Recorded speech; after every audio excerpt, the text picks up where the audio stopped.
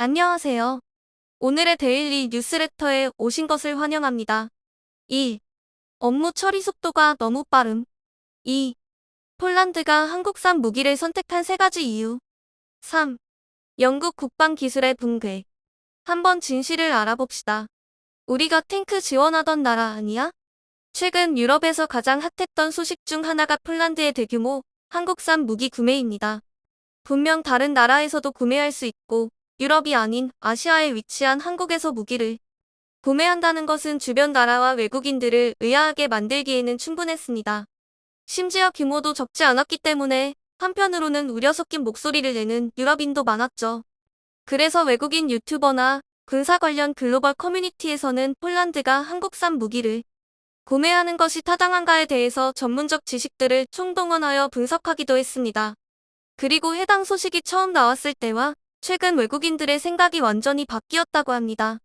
얼마 전 미국의 승인 아래 우크라도 본토에 공격할 수 있다는 명분이 생겼습니다. 그래서 이에 분노하자 결국 핵어쩌고 하면서 이야기들 꺼냈고 분위기는 점점 극에 달하는 상황인데요. 특히나 가장 가까운 곳에서 지켜보고 있는 폴란드는 더욱 긴장을 놓을 수가 없는 상황입니다. 이에 나토는 폴란드 접경에 무기를 배치하는 등 점점 싸움이 기질려고 하는 양상을 보이고 있습니다. 이에 폴란드는 급하게 무기가 필요했고 가장 적합하다고 판단한 것이 바로 한국산 무기입니다. 그만큼 무기 관련해서 메이드 인 코리아는 외국인들에게 높은 평가를 받고 있다는 뜻인데 실제로 가격 대비 성능이 우수한 것으로 정평이 나 있습니다. 그런데 지금 외국인들에게 가장 호평을 듣고 있는 것은 싼 가격이나 성능이 아니라 빠른 배송 때문인데요.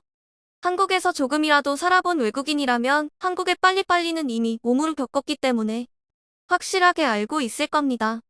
업무 처리 속도나 빠른 택배, 사람들의 빠른 일처리 및 효율적인 인프라 개발 등 한국에서 살아본 외국인들이 입을 모아 하는 칭찬이 바로 빨리빨리죠. 하지만 그런 외국인들조차도 군사무기까지 빠르게 배달하진 않겠지 싶었을 것입니다. 하지만 한국은 종류를 가리지 않고 무엇이든 빨리 하는 성격을 가졌기에 탱크까지도 빠르게 배송했고 이에 외국인들이 크게 놀란 반응을 보이고 있습니다. 이에 한 외국인은 폴란드가 한국산 무기를 구입한 것에 대해 이렇게 이야기했습니다. 폴란드는 경제적으로 원하는 무기를 모두 살 수 없다. 이것은 저렴한 장비를 구입해야 된다는 것을 뜻하는 것이다. 그래서 조건에 맞추어 나라를 몰색했고 가장 적합하다고 판단한 나라는 다름 아닌 한국, 유럽과 다소 거리가 있고 요즘은 문화로 알려지고 있지만 유럽 사람들에게 낯선 나라일 수 있는 한국은 사실 군사 강국 중 하나다. 한국의 무기 수출은 지난 5년간 대규모로 확대됐고 기술 이전과 더불어 다른 나라들과 협력할 의향을 보여 매력적인 시장으로 평가받고 있다. 또한 자국 군대에 무기를 공급하기보다 외국에 판매를 우선시할 용의가 있으며 심지어 구매한 장비가 도착할 때까지 오래 기다릴 필요도 없다. 거의 모든 나라는 현대에 맞춰 무기를 과학화하는 추세이고 또한 가능한 대량 살상을 위주로 하거나 군사 목적 드론을 개발하고 있다. 그러다 보니 옛날부터 사용해온 재래식 무기가 상대적 저평가를 받고 있으며 대부분의 나라에서는 개발을 중단하기까지 했다. 그러나 한국의 경우 북한을 견제하기 위해 여전히 활발한 개발이 이루어지고 있으며 SPG, 견인포 등 대량의 중장비를 보유 및 운용하고 있다. 또한 한국은 유사시 최대한 빠르게 끝내고 싶어 하기 때문에 매우 많은 대포와 포탄을 비축하고 있다. 그렇기 때문에 한국만큼 성능 좋고 싸고 빠르게 무기를 구입할 수 있는 나라는 없다. 그래서 나는 폴란드가 왜 한국에서 무기를 구입했는지 충분히 이해가 되고 그들의 선택이 가장 좋은 선택지 중 하나라고 생각한다. 라는 글을 올렸습니다. 그리고 해당 글과 한국 군사무기들 구매했다는 정보를 본 많은 외국인들은 여러 의견을 남겼는데 몇 개의 댓글을 요약해보면 이렇습니다. 한국과 폴란드의 파트너십은 군사적인 것으로 끝나는 것이 아니라 원자로와 폴란드 신공항을 포함한 다른 산업들에 대한 논의도 이어지고 있어. 인천국제공항은 몇 년 동안 최고의 공항이었으니까. 웃긴 사실은 대부분의 유럽 사람들이 폴란드가 독일 전차들 도입하기 전 잠깐 사용할 목적으로 한국 무기를 구매했다고 말한다는 거야. 실제로 폴란드는 독일 무기들 갖고 싶어 했으나 그들과 논의를 하기도 전에 한국은 계약서에 도장을 찍자마자 전차들 폴란드에 보내줬고 도착했어. 세계 지도를 모르는 사람이 본다면 한국이 유럽에 포함된 나라인 줄 알 거야. 이렇게 빠른 속도로 배송이 될 거라고는 계약서에 도장을 찍은 폴란드조차 몰랐을 거야. 특히나 독일은 폴란드 바로 옆에 있기 때문에 공장을 설립하기도 쉽고 대규모 계약을 맺으면 생산 비용도 절감할 수 있다. 하지만 어떤 이유에서인지 독일은 매우 보수적이었고 프랑스와 합작으로 새로운 전차들 만드는 프로젝트에 폴란드가 관심을 보였으나 독일은 거절했어. 그리고 폴란드가 눈을 돌린 곳이 한국이고 그들에게서 어느 규모로 무기를 구매할지 분명해졌을 때 독일은 크게 후회했다. 결국 독일의 잘못된 판단으로 생긴 손실이 한국에게는 이득이 된 것이지.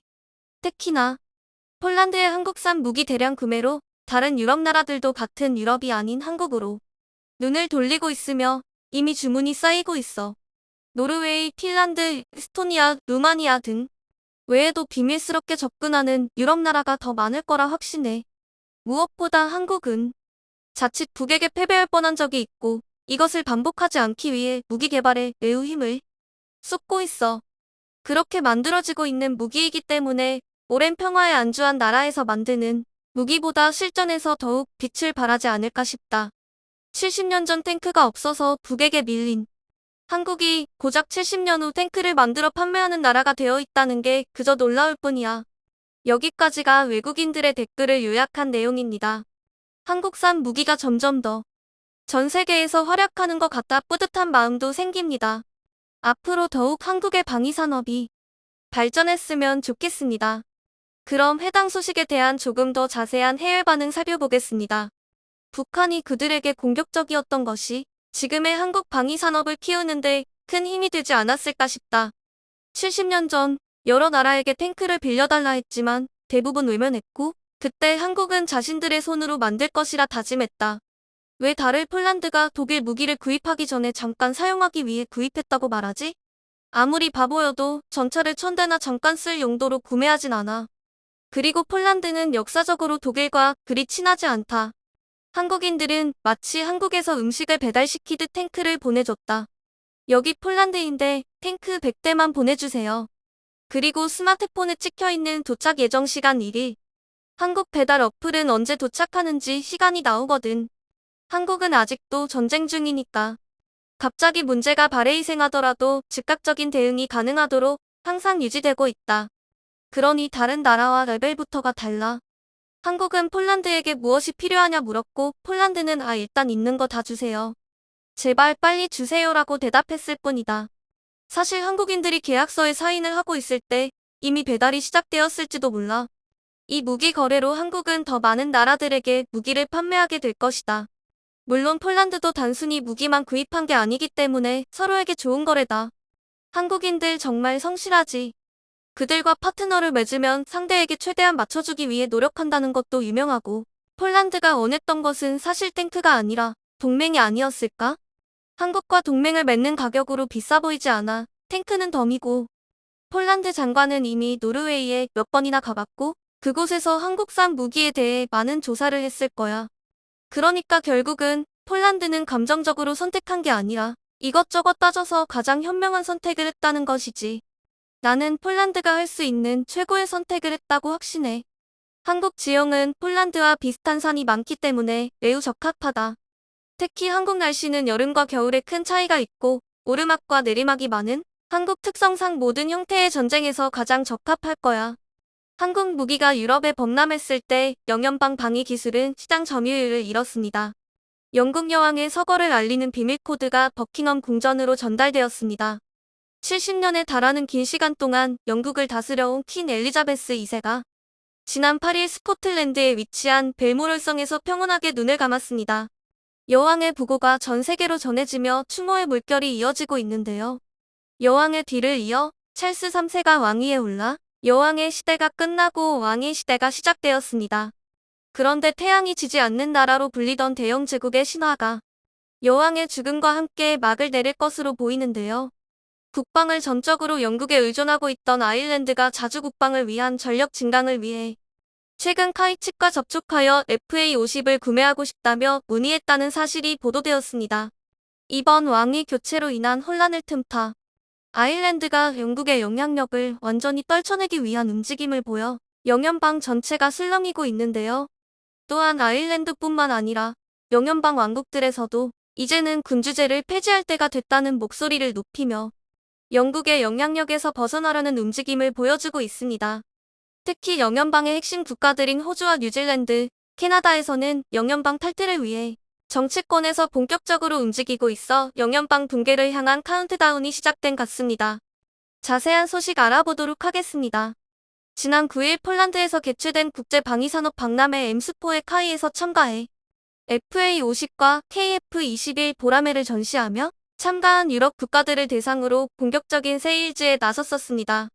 한국산 무기들에 대한 관심이 아주 뜨거웠는데요. 특히 폴란드에서는 대통령이 직접 방문해 한국의 무기들을 둘러보며 KF21에 큰 관심을 보여주기도 했었죠. 이번 박람회를 통해 새로운 판로가 개척될 것으로 보이는데 타이 관계자는 슬로바키아와 나토 회원국에 대한 마케팅 활동을 강화하고 있다. 나토 비회원국인 아일랜드도 FA50 도입을 검토하고 있어 유럽 전역에 관심이 뜨겁다며 앞으로도 해외 수출을 위한 공격적인 마케팅을 이어나가겠다고 말했습니다. 그런데 한 가지 주목할 점이 아일랜드에서 FA50 도입을 고려하고 있다는 것입니다. 폴란드와 우크라이나와 인접해 있는 슬로바키아는 그렇다 쳐도 러시아와는 유럽의 끝에서 끝에 위치한 아일랜드가 갑작스럽게 군사력을 늘리겠다고 나선 건데요. 사실 아일랜드는 수차례 러시아로부터 군사적 위협을 받아왔음에도 아무런 대응도 하지 못하는 굴욕을 참아왔었습니다. 2020년 당시 러시아의 폭격기 Tu-162기가 아일랜드의 영공을 침범했었는데 요격할 수 있는 전투기가 없어 결국 영국의 타이푼 전투기가 대신 출격해 러시아 폭격기를 쫓아낼 때까지 아일랜드 공군은 손 놓고 바라만 봤어야 했습니다. 2021년 3월에도 또다시 러시아의 폭격기가 아일랜드의 영공을 침범했지만 여전히 아무런 대처도 할 수 없었죠. 사실 아일랜드의 군대는 허울만 남아있는 정도인데요. 인구 500만의 1인당 GDP가 세계 2위에 달하며 유럽에서도 손꼽히는 부국이지만 군사적인 측면에서는 아프리카의 소국만도 못한 게 현실입니다. 현재 아일랜드는 국방의 대부분을 영국에 전적으로 의존하고 있는데요. 덕분에 EU에서 가장 낮은 GDP의 0.3%만을 국방비로 지출하고 있습니다. UK 공군을 통틀어 병력은 1만 명도 되지 않고 아일랜드 육군에는 전차가 없고 공군에는 전투기가 없습니다. 앞서 러시아의 폭격기에 대처하지 못했던 것도 현재 아일랜드 공군의 주력기가 프로기인 PC9이기 때문인데요. 다른 국가들에선 훈련기로 사용하고 있는 걸 아일랜드에서는 주력 전투기로 사용하고 있습니다. 프로펠러 전투기로 최대 속력이 마하 2에 12,000에서 16,000m 고도에서 비행하는 Tu-160을 따라갈 수 있을 리가 없었기에 영국군이 나설 때까지 손가락만 빨 수밖에 없었던 것이었죠. 이 같은 굴욕이 계속되자 아일랜드 내부에서도 제대로 된 군대가 특히 전투기가 필요하다는 목소리가 높아지고 있습니다. 그리고 최근 아일랜드 국방부에서는 의회에 보고서 한 편을 제출하며 아일랜드 공군 전력을 증강할 것을 요청했습니다. 그런데 그 보고서에 따르면 아일랜드 공군은 FA50들 구매할 것을 요청하고 있어 화제가 되고 있는데요. 항공 감시를 위한 아일랜드의 정책 옵션이라는 제목의 보고서에서는 현재 아일랜드 군의 상황에 맞는 전투기가 무엇인지 여러 후보들을 나열하며 비교 분석했는데 그중 가장 적합한 전투기는 대한민국의 FA50 경공격기인 것으로 결론지어져 도입을 위한 논의가 진행되고 있습니다. 보고서의 내용을 자세히 살펴보도록 하겠습니다. 아일랜드의 영공은 대서양으로 깊숙이 뻗어 있어 영토보다 6배나 넓은 영공을 가지고 있고 대서양을 횡단하는 항공기의 80%가 아일랜드 영공을 통과하지만 이 넓은 구역을 감시할 수 있는 능력은 전무한 상황입니다. 아일랜드는 대서양과 국경을 맞닿고 있는 유럽 국가들 중에서 군사 레이더와 신속 대응 능력을 보유하지 않은 유일한 국가입니다. 사실상 아일랜드 공군은 없다고 봐도 무방한 수준인데요. 그렇다고 다른 유럽 국가들에 필적하는 완전한 방공 능력을 갖추기 위해선 연간 1억 600만 유로 약 2,300억 원 이상의 비용이 소모될 것입니다. 반면 현실적인 방공 능력을 갖추기 위해선 연간 2천만 유로 약 280억 정도로 상당히 저렴합니다. 현실적인 방공 능력을 갖추기 위해 초음속 제트 훈련기의 변형인 경전투기를 활용한다면 훨씬 저렴한 성능으로 공군의 전력을 증가시킬 수 있습니다. 아일랜드 차기 주력 전투기로 이탈리아의 M346, 한국의 FA50과 같은 경공격기, 그리펜, 타이푼 F-35와 같은 본격적인 4세대, 5세대 주력 전투기들이 후보에 올랐습니다. 하지만 M346은 마음속에 지나지 않아 러시아의 폭격기를 추적할 수 있는 성능이 되지 않아 후보에서 탈락했고 이제 막 공군을 재건하기 위한 첫발을 떼려 하는데 한 대에 1,000억 원에 달하는 4세대 5세대 전투기들을 구입하는 건 무리라고 보고 있습니다. 거기에 최근 러시아 공군이 여러 추태를 보여주고 있어 러시아군을 상대하기엔 FA50이면 충분하다고 보고 있는 것 같기도 합니다. 최근 우크라이나 국방부 트위터에 이륙하려던 러시아군의 수-25가 이륙 직후 균형을 유지하지 못하고 비틀거리더니 추락해 폭발하는 영상이 올라왔습니다. 미국에 이어 세계 2위로 여겨지던 러시아 공군이 왜 아직도 우크라이나를 상대로 제공권을 확보하고 있지 못한지가 여실히 드러나고 있죠. 반면 FA50은 최근 말레이시아 입찰에서도 테자스를 제치고 승리하며 이륙 직후 균형을 유지하지 못하고 비틀거리더니 추락해 폭발하는 영상이 올라왔습니다. 미국에 이어 세계 2위로 여겨지던 러시아 공군이 왜 아직도 우크라이나를 상대로 제공권을 확보하고 있지 못한지가 여실히 드러나고 있죠.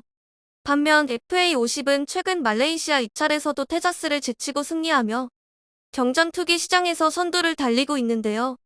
관계자에 따르면 말레이시아에 FA50 제트기 18대를 1조 원에 공급하는 계약을 체결했으며 거래가 일주일 안에 마무리될 것으로 보인다고 전했습니다. 아일랜드 국방부 역시 FA50 경공격기가 매우 뛰어난 성능을 가지고 있어 4세대 전투기의 90%에 달하는 전투력을 발휘할 수 있으며 훈련기와 공격기 두 역할 모두 효율적으로 수행할 수 있어 공군을 재건해야 하는 아일랜드의 상황에 매우 적합하다고 밝혔습니다.